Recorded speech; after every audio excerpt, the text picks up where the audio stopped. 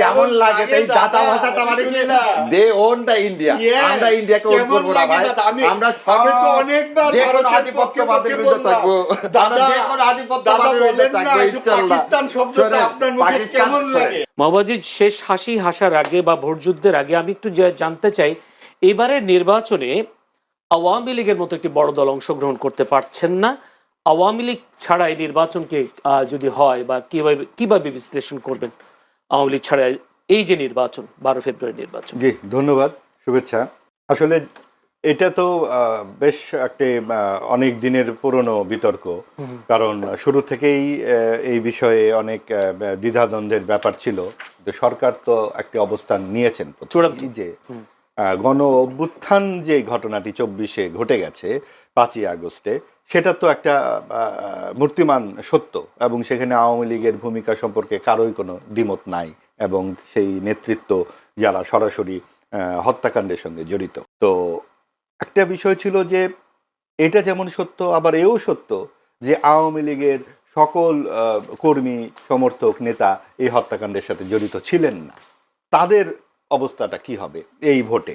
শুরু থেকেই এরকম একটা বিতর্ক ছিল, এবং 30টি রাজনৈতিক দলের সঙ্গে যখন সরকার সংলাপ শুরু করলেন এবং 9 মাস ধরে এই সংলাপটি চলল, তখন বোঝা গেল যে সরকার আসলে এই ব্যাপারে দৃঢ়চিত্ততার সাথে এগোচ্ছেন, যে তারা শুধু আওয়ামী লীগ নয়, আওয়ামী লীগ ও সমমনাদেরকে নির্বাচনের বাইরে রাখবেন, এবং দেশে এক ধরনের ডানপন্থার যাতে বিকাশ হয় তাতে সরকার সক্রিয় ভূমিকা রাখবেন। সেটা আমরা দেখলাম যে জাতীয় পার্টি তো যাচ্ছে, জাতীয় পার্টি যাচ্ছে বটে, কিন্তু জাতীয় পার্টিকে নিয়েও অনেক বিতর্ক আছে। 14 দল, আপনার সিপিবি সহ বাম দলগুলো 30 জুলাই থেকে আলোচনা থেকে উঠে চলে গেল, যে ধর্মনিরপেক্ষতা ও সমাজতন্ত্র এই আপনার সংস্কার আলাপ থেকে যখন সিদ্ধান্ত হলো সংবিধান থেকে বাদ যাবে, তো এই বিষয়গুলো নিয়ে তারা আর এগুলো না। এবং আপনি দেখুন যে গণ অভ্যুত্থান থেকেই সরকারটি এলো, এবং গণতন্ত্র, বাক স্বাধীনতার জন্য গণ অভ্যুত্থানে সকলেই অংশগ্রহণ, কোনো দলমত নির্বিশেষে সকলে ছিল। তখন কিন্তু এই আপনার ধর্ম নিরপেক্ষতার বিরুদ্ধে কেউ বলেনি এই আন্দোলনে। তাহলে সরকার এটি পেল কোথায়? আমাদের বাংলাদেশের যেই মুক্তিযুদ্ধ জাত চেতনা, গণতন্ত্র এবং আপনার বাকস্বাধীনতার পাশাপাশি সেই 4টি স্তম্ভের প্রধান 2টি স্তম্ভই কিন্তু সরকার বিসর্জন দিয়ে দিল। এই ম্যান্ডেট সরকার পেল কোথায়? 30টি রাজনৈতিক দলই কি বাংলাদেশ? সেই 30টি রাজনৈতিক দলের 7-8টি বাদে আমরা অধিকাংশ দলের দ্বিতীয় বা তৃতীয় ব্যক্তির নামই জানি না। অর্থাৎ পুরো বাংলাদেশ এই আলোচনাটিতে অনুপস্থিত ছিল। তারপরেও বাস্তবতা হচ্ছে যে বাংলাদেশের যে সংকট চলছে, বিভিন্ন দেশে আমাদের এখানে ভিসা নিয়ে সমস্যা হচ্ছে, আমাদের বাংলাদেশের ভাবমূর্তি নষ্ট হয়ে গেছে। আজকে বাংলাদেশের পাসপোর্টের অবস্থান দাঁড়িয়েছে 100 নম্বর 106টি দেশের মধ্যে। এই যে তলানিতে পড়ে যাচ্ছে বাংলাদেশের ভাবমূর্তি, এই জায়গা থেকে উদ্ধারের একটি পথ, একটি সুষ্ঠু, অবাধ, অন্তর্ভুক্তিমূলক নির্বাচন, এবং এই নির্বাচনের মাধ্যমে এটাই গণতন্ত্রের প্রথম ধাপ, এবং সেখানে আমরা 12ই ফেব্রুয়ারিতে আশা করে পৌঁছে যাচ্ছি।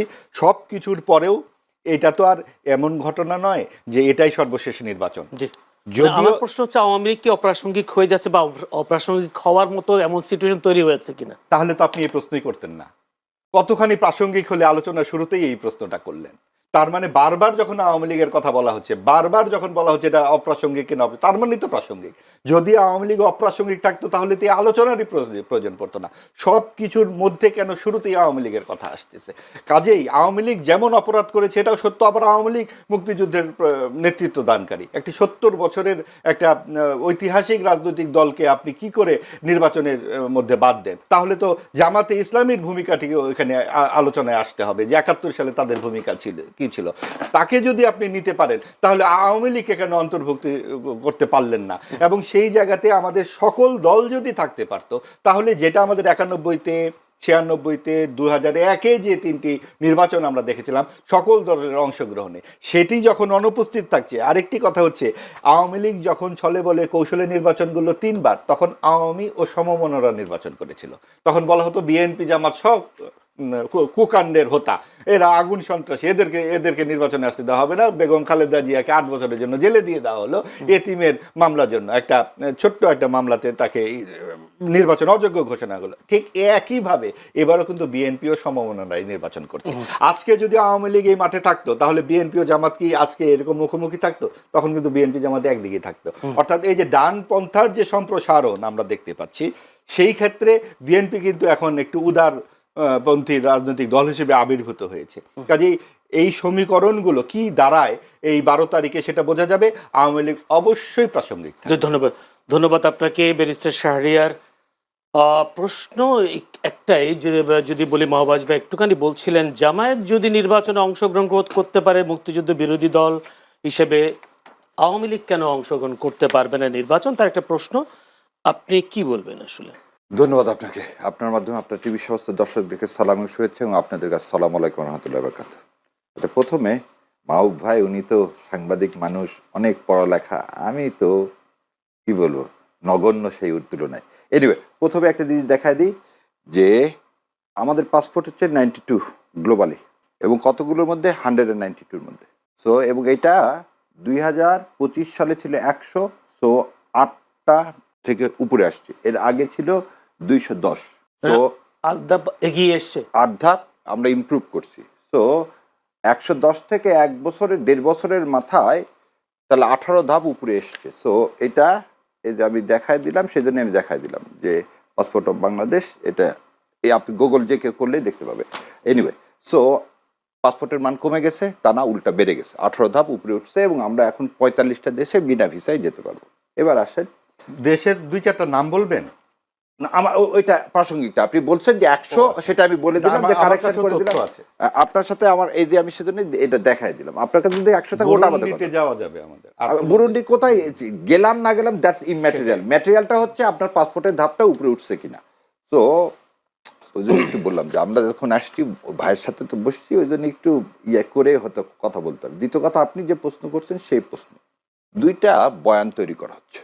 একটা বয়ান হচ্ছে আওয়ামী লীগ, নিরীহ আওয়ামী লীগ, আওয়ামী লীগ এবং নিরীহ আওয়ামী লীগ। সো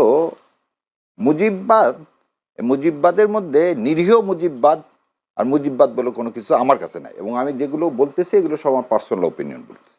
দ্বিতীয় কথা, ভাই আর একটা কথা বলছেন এখানে, ধর্মনিরপেক্ষতা এবং সমাজতন্ত্র, এই দুটো হচ্ছে পিলার। এই 2টা পিলার হচ্ছে ইন্ডিয়ান ক্রাফটের। এটা আমি সব জায়গায় বলছি, এটা হচ্ছে পুরাতন কথা, এটা নতুন কথা না। এবার আপনার প্রশ্ন উত্তর দিই, বাংলাদেশ জামাতে ইসলামী যদি ভোট করতে পারে তাহলে আওয়ামী লীগ কেন পারবে না?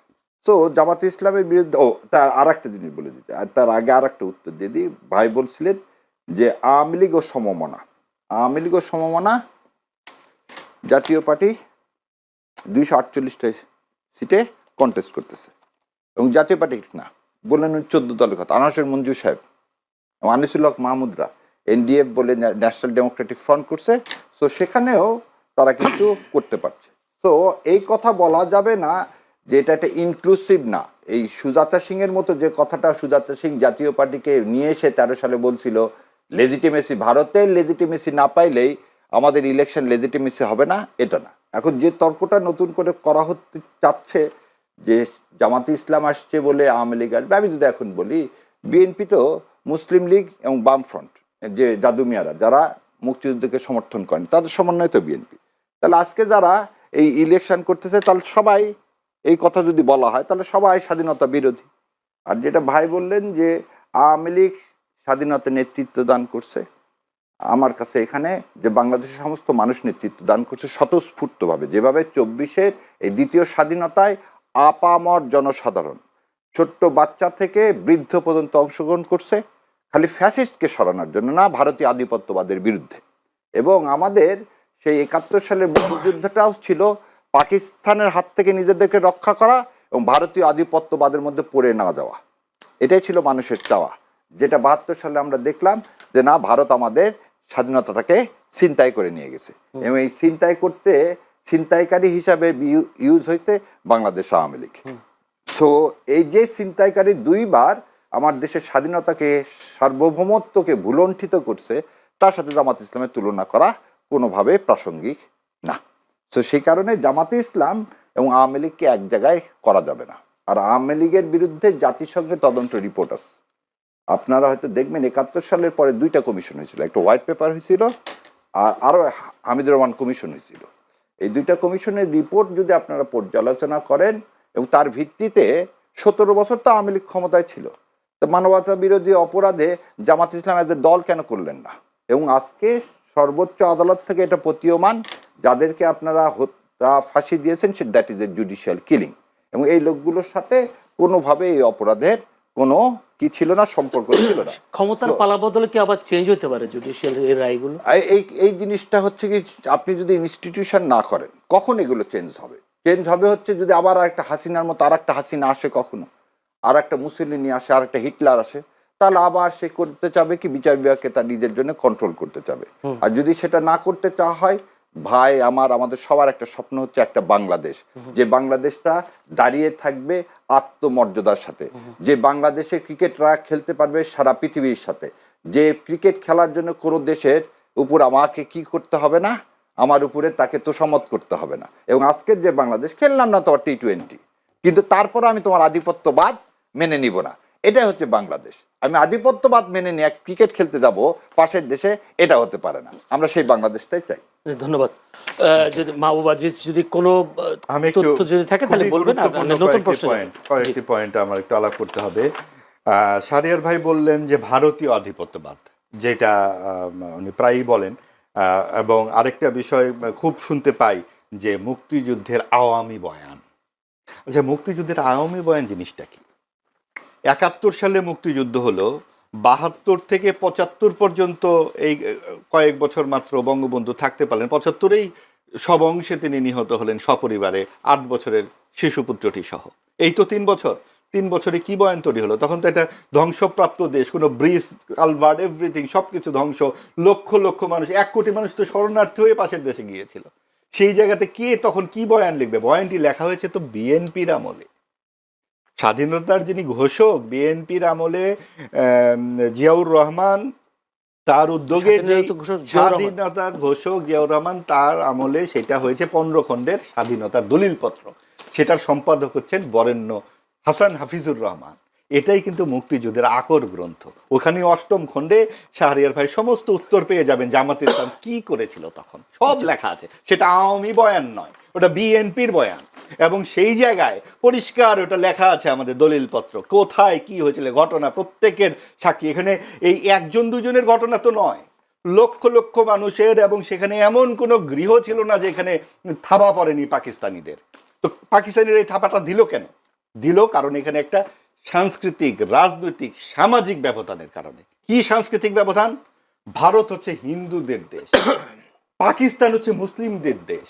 এখানে এমন একটা দেশ, ছোট্ট একটি সৌন্দর্যমণ্ডিত পাললিক ভূমি, সেটা অসাম্প্রদায়িক বাংলাদেশ, যার নাম বাংলাদেশ ভাষা থেকে এসেছে। একটি মাত্র দেশ যে ভাষার জন্য রক্ত দিয়েছে, যে এই ভাষার মধ্যে এই উর্দু ঢুকিয়ে দেওয়ার চেষ্টা করা হয়েছিল। তোমার মুখের দিকে এখন যায় না তাকানো বর্ণমালা, আমার দুঃখিনী বর্ণমালা, শামসুর রহমান কেন লিখেছিলেন? কারণ এই পাকিস্তানিরা তখন এই বাংলা হচ্ছে হিন্দুদের ভাষা। ভারতীয় আধিপত্যবাদ, এটাই হচ্ছে ভারতীয় আধিপত্যবাদ। ভারতীয় আধিপত্যবাদ কি? ভাষা, ধর্মনিরপেক্ষতা, এই বিষয়গুলো সমস্ত বাংলাদেশ জাত। এবং আমরা যে বাংলাদেশপন্থী রাজনীতির কথা বলি, এটা হচ্ছে ভারতের সাথে যেমন আমরা চোখে চোখ রেখে কথা বলবো, পাকিস্তানের সাথে আমরা চোখে চোখ রেখে কথা বলবো। ক্রিকেটের কথা যিনি বললেন, পাকিস্তান তো ঠিকই ভারতের মাটিতে খেলতে যায়, কারণ তাদের স্ট্যাটাসটা রাখতে হবে। আর বাংলাদেশের পক্ষে তারা ভোট দিয়ে বলে তোমরা খেলো না, তারা কিন্তু ঠিকই তাদের মাঠে 23 সালেও খেলেছে বিশ্বকাপ। কাজে এই যে বাংলাদেশ ফাঁদে পা দিল, তার মানে কি আমাদের যেই গৌরবের জায়গাগুলো আছে আমরা ভারতীয় আধিপত্যবাদের বিরুদ্ধে বলতে যাব। পাকিস্তান যে খেলেছে ওদেরকে কোনো টিমকে, কোনো প্লেয়ারকে নিয়ে আবার বাতিল করে দেয়। কোথায় বাতিল? এটা তো একটা ডোমেস্টিক খেলা ভাই। বাতিল করে দিলে আইসিসির যে রিপোর্টটা আপনি দেখবেন, আইসিসি কেন এখানে না করছে, বলছে যে এটা ডোমেস্টিক একটা ক্রিকেট, এটা আভ্যন্তরীণ ক্রিকেট, এটা তো ন্যাশনাল কোনো ক্রিকেট না। সেই জায়গায় একজন খেলেছে, এটা নিয়ে অনেক বিতর্ক অন্যদিকে চলে যাবে। আমরা রাজনীতির মধ্যেই থাকি। এবং এই যে ভারতীয়, না উনি তুলেছেন দেখে বললাম, 60 দশকের যে ঘটনাটা, বাঙালির রেনেসা হয়েছে 60 দশকে। ছায়ানটের হামলা তখন হয়েছে, বলা হয়েছে হিন্দু আনি, রবীন্দ্রনাথ হিন্দু। এবং এই রবীন্দ্রনাথ সঙ্গীত, তখন ওই যে আমাদের বিখ্যাত সব মুনায়েম খানরা বলতো, এই রবীন্দ্রসঙ্গীত লিখতে পারেন না, কি রবীন্দ্রনাথ করেন? এই রবীন্দ্র সঙ্গীত লিখতে পারেন না, কদিন পরে আবার শুনবেন, কারণ তার ইঙ্গিত আমরা দেখছি ছায়ানোট ভেঙে ফেলা, উদিচি ভেঙে ফেলা। এগুলা কি? সঙ্গীত শিক্ষক বন্ধ করে দেওয়া, নিয়োগ বন্ধ, এগুলো কি? এগুলো হচ্ছে ওই 60 দশকের ধারাবাহিকতা। আপনার লাগাতার মুক্তিযুদ্ধের ভাস্কর্য ভাঙা হলো, লাগাতার স্থাপত্য ভাঙা হলো, ইতিহাস বিকৃতি করা হলো, বারবার বলা হচ্ছে ভারতীয় আধিপত্যবাদ। ভারতীয় আধিপত্য কোথায় দেখলেন আপনি 54 বছরে? 91 থেকে 96 যখন বিএনপি ক্ষমতায় ছিল, 96 থেকে আবার আওয়ামী লীগ ছিল, যখন গণতন্ত্রটা ধারাবাহিকভাবে চলেছে, তখন তো আমাদের এই গণতন্ত্র নিয়ে এতখানি কণ্টকপূর্ণ অবস্থা হয়নি। আমাদের এখানে সমস্যা হচ্ছে নির্বাচনের সমস্যা। আমরা যখন বসতে চাই, আমরাও মামুরা বসে যাই। এইবার যে নির্বাচন হচ্ছে, আমরাও মামুদের নির্বাচন। এই জাতীয় পার্টিকে ঠিকমতো তো দাঁড়াতেই দিচ্ছে না, এইটা পোড়াও সেইটা পোড়াও, অমুক তমুক করা হচ্ছে। এবং এই জাতীয় পার্টিকে বিরোধী দল বানিয়েছিল আওয়ামী লীগ। এই ন্যাক্কারজনক ঘটনার মাধ্যমে 12 বছর তারা নিষ্পেষণ করেছে। আগামীতেও জামায়াত এইরকম 4টা ফ্রন্ট খুলে বসে আছে। 1 নম্বর ফ্রন্ট হলো নিজেরা যদি জেতা যায়, 2 নম্বর ফ্রন্ট হলো এনসিপিকে সাথে নিয়েছে। যেহেতু তাদের 71-এর এত বিতর্কিত ভূমিকা, এনসিপির মাধ্যমে যদি ফিল্টার্ড হওয়া যায়, সেটাও যদি না পারে, একটা ইসলামিক জোট বানিয়েছে, সমস্ত ভোট যদি ইসলামিক এখানে নেওয়া যায়, সেটাও যদি না পারে, 4 নম্বরে বিএনপির নেতৃবৃন্দের সাথে আলাপ করে সাংবাদিকদের জানিয়েছে আমাদের আলাপ হয়ে গেছে, নির্বাচনের পর সরকার গঠনের আগে আমরা একসাথে বসবো, জাতির জন্য যা ভালো মনে হয় আমরা তাই করব। তার মানে তারা একটা জাতীয় সরকার তৈরি করে আবার সেই পুতুল বিরোধী দল হবে, এবং এই যে ক্ষমতার বিলি বন্টন, যেটা আওয়ামী লীগ করেছিল জাতীয় পার্টিকে নিয়ে, বিএনপির সঙ্গে জামাত তাই করবে। মুনাফেকি কত প্রকার ও কি রকম, জামাত ইসলামের রাজনীতিটা দেখলেই বোঝা যায়। ধন্যবাদ আপনাকে। আমি একটু ছোট্ট প্রশ্ন করে, আওয়ামী লীগ যেহেতু নির্বাচনে যেতে পারছে না, সেই আওয়ামী লীগের ভোটগুলো কোন দিকে ঝুঁকবে বলে মনে হয় আপনার? এইটা আসলে আওয়ামী লীগের ভোট তো এরকম বাঞ্চব ভোট না। ধরেন আওয়ামী লীগের এবং বিএনপির বা জামাতের বা এনসিপি বলেন বা বাম দলের বলেন, সমস্ত ভোটের বাইরেও কিন্তু কিছু ভোট আছে, অনেক কিছু বিশ্লেষণ করে ফ্লোটিং ভোট বলে এগুলাকে, যে অনেকে তাৎক্ষণিক কিছু সিদ্ধান্ত নেয়, এবং কিছু আছে পারিবারিক ভোট, ধরেন তার দাদা তার বাবা, এভাবে, যেটা আওয়ামী লীগের বা বিএনপিরও আছে। কিন্তু এই আওয়ামী লীগের ভোটগুলো কোথায় যাবে, কি যাবে, এটা আওয়ামী লীগ বুঝুক। এটা নিয়ে আমার ব্যক্তিগত কোনো আগ্রহ নাই। আমার আগ্রহটা হচ্ছে, আমরা যে অন্তর্ভুক্তিমূলক সমাজের জন্য এত রক্ত দিলাম, এই গত 54 বছরের সমস্ত আন্দোলনে কিন্তু তাই। 80 দশকের এই যে এরশাদ বিরোধী আন্দোলন, দেখুন কি হলো, আমরা কি পেলাম? জাস্ট 3টা ইলেকশনের পরেই কিন্তু আমরাও মামুরা। 2004 সালের এই যে গ্রেনেড হামলা, তারপরে 1/11 এলো, তারপরে একের পর এক এই ক্রমশ খারাপ নির্বাচন করলো আওয়ামী লীগ, এবং এই জায়গা থেকে উঠে আসার এত বড় একটা সুবর্ণ সুযোগ, আমরা কিন্তু এই সুবর্ণ সুযোগটা হারালাম। এবং আমরা মনে করি এখনো সময় আছে, কারণ আমাদেরকে আগামীতে চোখ রাখতে হবে। আমার ভাই চোর হতে পারে, ডাকাত হতে পারে, আমরা তাকে সমাজ থেকে বাইর করে দিতে পারি। খুনি হলে তার শাস্তি হবে, কিন্তু আপনি পিতার সম্পত্তি থেকে বাদ দিতে পারবেন না। শাস্তি হবে, অবশ্যই খুনি হলে শাস্তি হবে। বিএনপি চেয়ারম্যান তারেক রহমান সিলেটের মাধ্যমে তার নির্বাচনী যাত্রা শুরু করেছেন। সেখানে তারেক রহমান আজকে একটা বলেছেন, এর আগে একটা বলেছেন। তিনি বলেছেন বেহেশতের টিকিট বিক্রির মাধ্যমে কেউ কেউ ভোট চাচ্ছে, তিনি অভিযোগ করেছেন। সেই সাথে তিনি বলেছেন এই ভোট জান্নাতের কথা বলা এক ধরনের শিরক। আবার কিছুদিন আগে, দুই একদিন আগে তিনি বলেছেন কৌশল করে গুপ্ত সুপ্ত ছিল না বিএনপি নেতাকর্মীরা। নিশ্চয়ই এই বিষয়গুলো জবাবকে ইঙ্গিত করেছে। আপনি কি বলবেন আজকে এবং এর আগে যে প্রশ্নগুলো দিয়েছিল? ধন্যবাদ। মাহবুব ভাইয়ের মতো জ্ঞানগর্ভ মানুষের সাথে আপনার কাছে একটা আবেদন জানাবো। একদিন আপনি 1 ঘন্টা 71-এর মুক্তিযুদ্ধ নিয়ে আমি মাহবুব ভাইয়ের সাথে বসতে চাই, কারণ এই বিচ্ছিন্নভাবে কথা বলে না। কারণ যে জিনিসগুলো কথা হচ্ছে, ভাইয়ের শেষ কথার সাথে আমি একমত, সেটা হচ্ছে রিকনসিলিয়েশন করতে হবে। আপনি একটা ছেলে যত খারাপই হোক, মার্ডার কেসও যদি করেন, যে ভাই যেটা বলছে জমি থেকে সরাতে পারবেন না, তেমন আমাদের মুক্তিযুদ্ধের যে ভাই যে খণ্ডের কথা বললেন, ইনশাআল্লাহ সেই খণ্ডই নিয়ে আসবো।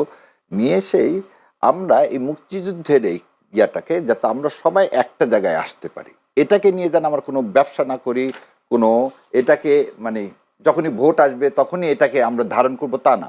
মুক্তিযুদ্ধ আমাদের সবাইকে ধারণ করতে হবে প্রতি মুহূর্ত, কারণ এটা এবং এই দ্বিতীয় স্বাধীনতা 54-55 বছর কেউ ধারণ করেছে।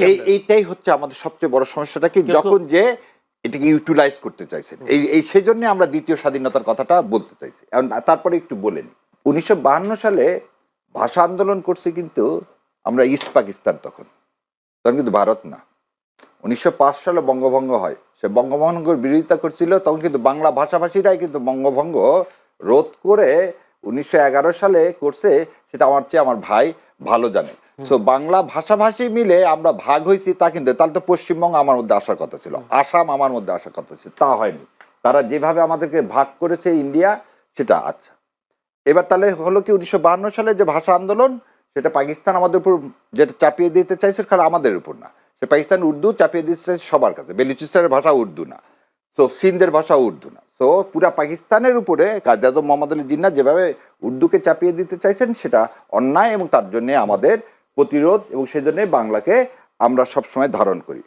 দ্বিতীয় যে কথাটা হচ্ছে, ছায়ানট উদীচিতে সে যেই হামলা করুক, সে হামলার তীব্র নিন্দা সবসময় করতেছে। প্রশ্ন হচ্ছে, একবারও কিন্তু এটা বলা হচ্ছে না যে হামলা কোনো দিন কোনো জাতিকে ইউনিফাইড করতে পারে না, কিন্তু যারা এই গত 15 বছরে পেট্রোনাইজ হয়েছে, 17 বছরে আমি বলবো, যেমন ভাই যে কথা বললো, পেট্রোনাইজের কথা কেন বললাম, কাঠের চশমা পরে তো আপনি যদি গ্লাস না থাকে আর যাই হোক দেখতে পাবেন না, তো ওই জন্য মনে হয় যে ভারতের আধিপত্যবাদটা আমাদের অনেকেই দেখতে পায়। কাঠের চশমা কে পড়েছেন? আচ্ছা, না না না না, ওইরকম বেয়াদবি কথা বলবো না, আমি বলছি যে যারা এদেশে ভারতীয় আধিপত্যবাদ দেখতে পায় না, তারা কাঠের চশমা পরে থাকবেন। কারণে বললাম, আপনি পৃথিবীর কোন দেশ আছে যে দেশের স্বাধীনতা সার্বভৌমত্বটা আপনি আর একটা দেশের উপরে তুলে দিচ্ছেন, এবং প্রাইম মিনিস্টার বলতেছেন যা দিয়েছি তা আজ পর্যন্ত কেউ কোনোদিন কি করতে পারবে না, ইন্ডিয়া ভুলতে পারবে না। তাহলে কি দেননি কি সেটা আমাকে বলেন। আপনি আপনার পোর্ট দিয়েছেন, ট্রানজিট দিয়েছেন, ট্রানজিট দিয়ে তো আপনার লাস্ট কি ছিল, যে ট্রেনটা দিয়ে দিলেই একটা বোমা মারতো, ইন্ডিয়ান সোলজার ঢুকে যেত, আমরা কি হয়ে যেতাম, সিকিম হয়ে যেতাম।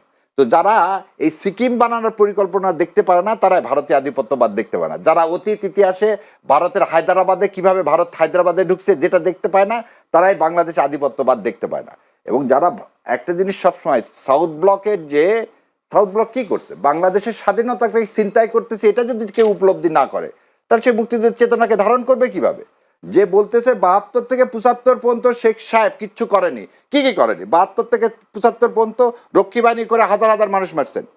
আপনি নিজে যে সময় দুর্ভিক্ষে মানুষ, আমার বাসন্তীরা জাল পড়েছিল, তখন আপনি মাথায় সোনার মুকুট দিয়ে বিয়ের অনুষ্ঠানে গেছেন। এই আপনি জাতির পিতা। যে বঙ্গবন্ধু বললেন, ভাই বঙ্গবন্ধু উপাধি 69 সালে দেওয়া হলো না, আমি আপনার সময় আমি কিছু বলিনি ভাই, আমার কিছু বলতে, 69 সালে যাকে বঙ্গবন্ধু উপাধি দেওয়া হয়েছিল, সেই মুজাহিদুল ইসলাম সেলিম রায় ঢাকা ইউনিভার্সিটি 1973 সালে তার কাছ থেকে বঙ্গবন্ধু উপাধি কি করে নেয়, উইথড্র করে নেয়। সংসদে দাঁড়িয়ে একটা লোক, মানে যার আগের অভ্যাস ছিল সাহেদকে যেহেতু মারছে, সেজন্য সংসদে দাঁড়ায় থাকে আঙ্গুল দিয়ে বলে কোথায় সিরাজ শিকদার, যেখানে জাসদের 20-30 হাজার কর্মীকে কি করেছে, গুম খুন করা হয়েছে। এই গুমের সে সংস্কৃতি তো শেখ সাহেব তৈরি করছে। স্বাধীনতাকে বিকৃত করা, 7 দফা চুক্তি, 25 বছরের চুক্তি, এগুলো কে করছে? 72 সালে যখন এই পাকিস্তানের কথা এত কথা বলে, তো একবার ধরে বলে না, তো পাকিস্তানে আমাদের দেশ থেকে যে ক্ষতিপূরণ সেটা ইন্ডিয়া নিল কিভাবে? এই যে বলা হচ্ছে যে 1 লাখ, আচ্ছা ঠিক ধরে নিলাম কথার ক্ষেত্রে 1 লাখ শরণার্থী গেছে, যে আমেরিকা থেকে ডলার পাইলে, আচ্ছা 1 কোটি হলো ভাই, সরি ভুল হয়ে গেছে, শেখ সাহেবের মতো আমি হয়তো 3 লাখকে 30 লাখ বানায় ফেলে দিচ্ছি। সেজন্য 1 কোটি দিয়েছে, সেই 1 কোটি আমি ধরলাম, আর যেটাই যায় গেছি তো আমরা, এটা তো বিষয় নাই। তারা ফ্রি খাওয়াইছেন না US ডলার দিয়ে যে জাতিসংঘ থেকে যে টাকা পাইছেন সেটা দিয়ে খাওয়াইছেন, সে কথার তো হিসাব নেন না আপনারা। সো ভারতীয় আধিপত্যবাদ আমরা কি দেখতে পাই না, আমার সমস্ত নদী উত্তরবঙ্গে, আমি যাই না ভাইয়ের বাড়ি, আমার বাড়ির সামনে দাগে নৌকা যেত, আমরা ছোটবেলায় দেখছি, এখন সেখানে হেঁটেও কোনো পানি পাওয়া যাবে না। সো দেশটাকে ড্রাইড আপ করে দিচ্ছেন, অর্থনৈতিকভাবে আপনি মেরে ফেলে দিচ্ছেন। বাংলাদেশের সমস্ত টাকা ইন্ডিয়াতে পাচার হয়ে গেল, ইন্ডিয়া এখন সেই টাকা ইউজ করতেছে আমার ইলেকশনের বিরুদ্ধে। এগুলো আমরা কেউ দেখতে পাচ্ছি না। আমার দেশে আমার হাতিকে খুন করে ইন্ডিয়াতে কি দিলেন আপনি, তাকে কি দিলেন? এখন এই কথাটা বললে তো ভাই রাগ করবে। যদি ভাইটা বললেন যে মার্ডার করছে, তার বিচার হওয়া উচিত। আপনি খুনিকে আশ্রয় দিলেন কেন? শেখ হাসিনা জাতিসংঘের রিপোর্ট অনুযায়ী, আমাদের সব বাদ দিলাম, জাতিসংঘের রিপোর্ট নিয়ে তো আর কেউ কোনো বিতর্ক করতেছে না। ভাইও তো বললো যে সে যে কাজ করছে হত্যা করছে, সে একটা হত্যাকারীকে আপনি ভারত আশ্রয় দিলেন, তাহলে আপনি বাংলাদেশের কতখানি ভালো চান? পাকিস্তানের ক্রিকেটের কথা বললেন, পাকিস্তান বয়কট করেনি ইন্ডিয়াকে আগে, আমি পাকিস্তান কি করছে দ্যাট ইজ হিজ ম্যাটার। আমি একটা ইন্টারন্যাশনাল ডোমেস্টিক খেলা খেলতে যাব, সেই ডোমেস্টিক খেলাতে আপনি আমাকে মুসলমান হিসাবে তারা দিচ্ছেন, বাংলাদেশে কোন হিন্দুকে কোথায় তারা দিছে? আমরা সম্প্রীতির দেশ বলতেছেন, আমরা কোন দিন অসাম্প্রদায়িক ছিলাম? আমরা কোন দিন অসাম্প্রদায়িক ছিলাম? আপনি যে 70 সালে এলএফও করলেন, আওয়ামী লীগ তার ম্যানিফেস্টোতে দিলেন কি ইসলাম বিরোধী কোনো কিছু করবে না, তখন কোনো সমাজতন্ত্র ধর্মনিরপেক্ষতা কোথায় ছিল? 70 সালে ভোট করলেন কার ভিত্তিতে? মানুষকে আপনাকে ম্যান্ডেট দিছে এগুলো করার? আপনি 72 সালে যে সংবিধান করলেন, এই ওই জন্য বললাম যে একদিন মুক্তিযুদ্ধ এবং সংবিধান নিয়ে আসে, যেদিন যে আমি দেখায় দিব যে কোন কোন দিন হইতে। শুনেন, আমরা বলতেছেন না, আমাকে একটু শেষ করতে দাও। আপনারা সবাই বলতে পারেনি তো ভাই, আপনারা সবাই একবার আমি গুণাক্ষরে ইয়া করি, আমাকে বলতে দেন, কারণ সত্য কথা শুনতে হবে ভাই, এবং জাতিকে, এটা হচ্ছে জাতির সাথে। আর এবার আপনার কথা উত্তর দিক। জনাব তারেক রহমান উনি দুইটা কথা বলছেন, একটা গুপ্তর কথাটাই বলি। আমি শ্রদ্ধে সম্মানের সহিত হারেস চৌধুরীর কথা মনে করতেছি, যাকে মাটি দেওয়ার সময় প্রকাশ্যে মাটি দেওয়া যায়নি। সো গুপ্তর কথা বলে তিনি নিজেকে বিতর্কিত করবেন। তার দলের লোকজনের মধ্যে গুম হয়েছে কত, সেটা গুম কমিশনের রিপোর্টে আছে। সো গুপ্ত সুপ্ত, এবং আপনারা সবাই দেখেন সবসময় বলতো কি ঈদের পরে আন্দোলন। আমি এখনই আপনাকে চালায় দেখায় দিচ্ছি যে রিজভী সাহেব ভিতর থেকে আন্ডারগ্রাউন্ড থেকে কি করলেন, উনি ঘোষণা দিলেন, খালি রিজভী সাহেব করেন, সালাউদ্দিন সাহেব হতো তখন কি করে, তখন কোনোভাবে সম্ভব ছিল প্রকাশ্যে আসা? গত 15 বছরের যে অত্যাচার নির্যাতন, মত প্রকাশের যে স্বাধীনতা নাই, একটা মানুষের তো কারো কোনো স্বাধীনতা নাই। আপনি আপনার বাড়িতে একটা কোরআন শরীফ রাখতে পারবেন না, তাকে আপনি কি করে দিচ্ছেন, এফআইআর বলে দিচ্ছেন জঙ্গি বই। কোরআন শরীফকে আপনি জঙ্গি বই বানাইছেন, এ কথা কেউ বলেন না, এই কথা কেউ বলেন না। আপনি কতখানি উদ্ধত, এটা ভারতের আধিপত্যবাদ না। আপনি একটা সেগমেন্টে রাইটিস্ট ব্লক বানায় ফেলে দিচ্ছেন। কেন আমরা 90% মুসলমান, আমরা রাইটিস্ট হবো কেন? আমরা তো আগেও যাচ্ছিলাম, আজও তাই। আমার পাশে আমার ছোটকালে আমার বন্ধু হিন্দু ছিল না, সে এখন আমার বন্ধু নাই। তাহলে আজকে কেন এইভাবে ন্যারেটিভ তৈরি করা হবে? দ্বিতীয় যে প্রশ্নটা বলতেছি, যে উনি একজনকে ডেকে নিয়ে আসলেন, বললেন শুন, জান্নাতের মালিক তো আল্লাহ সুবহানাহু ওয়া তাআলা। আপনাকে একটা ক্লাসে বই দেওয়া হলো, আপনি বইটা সুন্দর মলাট করে নিয়ে রেখে দিলেন, পরীক্ষায় বসলে বইটা পড়লেন না, এবং বইয়ে যা যা মুখস্থ করার তাও করলেন। আমাদের ছোটবেলা আমাদের মারা খুব মারতেন, পড়তে দিছে, আমার এখনো মনে আছে, মা পড়তে দিয়ে বলছে এই আধা ঘন্টার মধ্যে পড়া শেষ করবি, পড়া শেষ করতে পারতো না, খুব মারতো। তা আল্লাহ সুবহানাহু ওয়া তাআলা কোরআন এবং হাদিস আপনাকে দিলেন, সেই অনুযায়ী চলতে বললেন, আপনি চললেন না, পরীক্ষায় কি পাশ করবেন? তো ওনার প্রথম অংশটুকু শেষ, ঠিক আছে, যে আল্লাহ সবকিছু মালিক, আল্লাহ তো আপনার কোরআন ও সুন্নাহ দিছে, ওই জন্য ওনার কথা মধ্যে আরেকটা আছে, সে বলছে যে মুহাম্মদ সাল্লাল্লাহু আলাইহি ওয়াসাল্লামের মদিনার যেভাবে চালাইছে আমরা সেভাবে চালাবো, সেভাবে যদি চালাই আমি সবথেকে খুশি, সবার আগে তো আমি তো তাকে সমর্থন দিয়ে বসে আছি। তো দুইটাকে কন্ট্রাডিক্ট করার কোনো সুযোগ নাই। ধন্যবাদ। আমি মনে হয় একটু মাহবুব আজিজের কাছ থেকে শুনে আসি। মাহবুব আজিজ, যদি প্রশ্ন, যদি কোনো কথা বলা থাকে তা আপনি বলবেন, আমি কয়েকটা প্রশ্ন করে রাখি। একটু বলে নিই, তারপরে প্রশ্নটা করেন। সেটা হচ্ছে যে খুবই গুরুত্বপূর্ণ বেশ কয়েকটি প্রসঙ্গ উনি বলেছেন, যে ভারত নানান রকম অত্যাচার করছে বাংলাদেশকে, কি কি যেন বললেন। তো আসলে আমাদের যে প্রতিবেশী, তাদের সঙ্গে তো আমাদের অনেক ধরনের সম্পর্ক থাকবে। পাকিস্তান কি আমাদের ফালানিকে গুলি করে মারতে পারবে নাকি? পাকিস্তান গুলি করতে তো ওটা 71 সালে দেখেছি কিভাবে গুলি করতে হয়, নতুনভাবে তো আর দেখার কিছু নাই। তো সেইখানে পুরো জাতির বিরুদ্ধে যে দাঁড়িয়ে গিয়েছিল যেই দলটি, সেই দলটি মহাপ্রতাপের সাথে সরকারের পৃষ্ঠপোষকতায় প্রধান যে 40% পাওয়া একটি দলের পাশাপাশি কিন্তু জায়গা নিয়ে নিল, বিএনপি, জামাত, এনসিপি। কোন ভিত্তিতে নিল? জামাত 4 থেকে 7%-এর বেশি ভোট তাদের নাই, গ্রাহ্য নির্বাচন 2008 পর্যন্ত। এবং সেই জায়গায় আপনার এনসিপি তো 1 বছরও পূর্ণ হয় নাই। কোন ভিত্তিতে 3টি দলকে নির্বাচন করলো সরকার? কারণ ওই ডানপন্থার সম্প্রসারণ। যেই দেশের 90 থেকে 92% একটি বিশেষ ধর্মের, তার জন্য তো আসলে কোনো আইন কানুন লাগে না, তাকে ঠেকিয়ে রাখবার জন্য তো আইন কানুন লাগে। কারণ দীপুচন্দ্র দাসকে যখন আগুনে পুড়িয়ে মারা হলো, একটি মিছিল আপনি দেখেছেন? ওটা ভারতের ষড়যন্ত্র করে, ওইটাই ভারত ষড়যন্ত্র করে মারলো। তারপরে আপনি যখন দীপুচন্দ্র দাসকে যখন পুড়িয়ে মারলো, একটি মিছিল আপনি দেখেছেন? একটি কোথাও কোনো প্রতিবাদ না, এরা যেন মানুষ না। এটা কিন্তু আমাদের মধ্যে একটি ব্যাপার ঘটে গেছে। এটি কিছু হলে ভারতীয় আধিপত্যবাদ, ভারত এটা করছে, তা আমরা করছিটা কি? ভারতই যদি সবকিছু করে, আমরা কি করছি? এইখানে যখন বলা হলো যে বঙ্গবন্ধু এই কোথায় সিরাজ শিকদার, আপনার ডানের কথা এবং বায়ের কথা বাদ দিয়ে একটা বাক্য আপনি নিয়ে ছেড়ে দিলেন, এবং তাতে ভারতীয় আধিপত্যবাদ হয়ে গেল। আর আপনি এই চোখে দেখছেন না যে আপনার যখন হিন্দুস্তান এবং পাকিস্তানের বিরুদ্ধে দাঁড়িয়ে এই দেশের এই 60 দশক থেকে যে আন্দোলনটা, এই সাংস্কৃতিক যে আপনাদের যে আন্দোলন, এটা কারা করেছিল এখানে? এই বাঙালি এবং অন্যান্য সমস্ত কিছু মিলে এটা কিন্তু অবশ্যই ভারতীয় যে আধিপত্য যদি বলি সেটার সাথে সাথে পাকিস্তানি আধিপত্যের বিরুদ্ধে কথা বলেছে, নইলে কিন্তু বাংলাদেশ হতো না, অঙ্গরাজ্য করে মিলিয়ে যেত, এখানে সৈন্যই থাকতো ভারতীয় সৈন্য। আর যা যা বলা হচ্ছে তার কোনো কিছুর চিহ্ন কিন্তু আমরা দেখি নাই। এবং আপনি দেখুন যে এইখানে যে আমাদের নিজস্ব কিছু সাংস্কৃতিক যে ব্যাপারগুলো আছে, নববর্ষ বলুন, সেখানে কারা বোমা হামলা করেছে, এখানে ব্লগারগুলোর হত্যা কিভাবে হলো, সব আওয়ামী লীগের আমলে এবং বিএনপিটা, মানে আওয়ামী লীগের নেতৃত্ব কওমি জননী হয়ে বসেছিল। ধর্মের ব্যবহারকে আওয়ামী লীগ করেনি। এই যে ধর্ম যখন যার হাতে প্রয়োজন তখনই তো সে ব্যবহার করছে, জামাত করছে সবচেয়ে বেশি, এবং যখন প্রয়োজন আসছে তখন তো সে শরিয়া আইন করবে না। এই জন্য ইসলামী আন্দোলনের পীর সাহেব কিন্তু চলে গেছেন যে ওরা তো কি ইসলাম এটা। আপনি যখন ইসলামিক আন্দোলন মনে করেন ইসলামী আন্দোলন সে কারণে চলে গেছে, মুখে বলেছে, আমি আপনাকে আমি শুনেছি। হ্যাঁ অবশ্যই তাদের মধ্যে তো এটা নিয়ে আসল সমঝোতা ছিল, যাই বলুক মুখে তো বলেছে ভাই। আমরা তো একজন সিনিয়র নেতার কথা তো আমাদের গুরুত্ব দিতে হবে। তিনি তো এই কথা পরিষ্কার বলেছেন যে জামাতে ইসলামী শরিয়া আইন করতে চায় না, এবং এটা তো আমরা এখন দেখছি, তারা মেয়েদেরকে 5 ঘন্টা সময় দিয়ে দিচ্ছে ইত্যাদি, অনেক কাজ টাজ করছে, এবং এত বড় একটা দল একজনও নারী প্রার্থী নাই। আপনি দেখুন 2026 সালে পৃথিবী কোথায় এগিয়ে গেছে, এবং সেই জায়গায় আমরা একটা দক্ষিণপন্থী সাম্প্রদায়িক দলকে প্রধান রাজনৈতিক দল হিসেবে দেখতে চাচ্ছি, যারা একটি নারীকেও মনোনয়ন দেয় না, এবং যারা কি করবে, তাদের পররাষ্ট্রনীতি কি, স্বরাষ্ট্রনীতি কি পরিষ্কার করে না, এবং যারা ইসলামী শাসন নিয়েও তাদের অবস্থান পরিষ্কার করে না। তারা সুবিধা মতো মুফতে এক এক সময় এক এক কথা বলে। আপনি একটা নির্বাচন হবে 20 দিন পরে, আজকে থেকে শুরু হয়ে গেছে কার্যক্রম, ডোরে ডোরে যাচ্ছে, তার ইশতিহার কোথায়? তার পরিষ্কার একটা ইশতিহার লাগবে না যে আমার এই বিএনপি যেটা দিয়েছে, একটা সংস্কার কর্মসূচি অনেক আগেই দিয়েছে, এবং বিএনপির জাতীয়তাবাদী রাজনীতির আদর্শের সঙ্গে আমরা পরিচিত। জামাত তো বিভিন্ন সময় বিভিন্ন কথা বলে, এই 71 সালে তাদের যে কর্মকাণ্ড, এগুলা কি নতুন করে আমার মুখে কিছু বলার আছে? কে না জানে।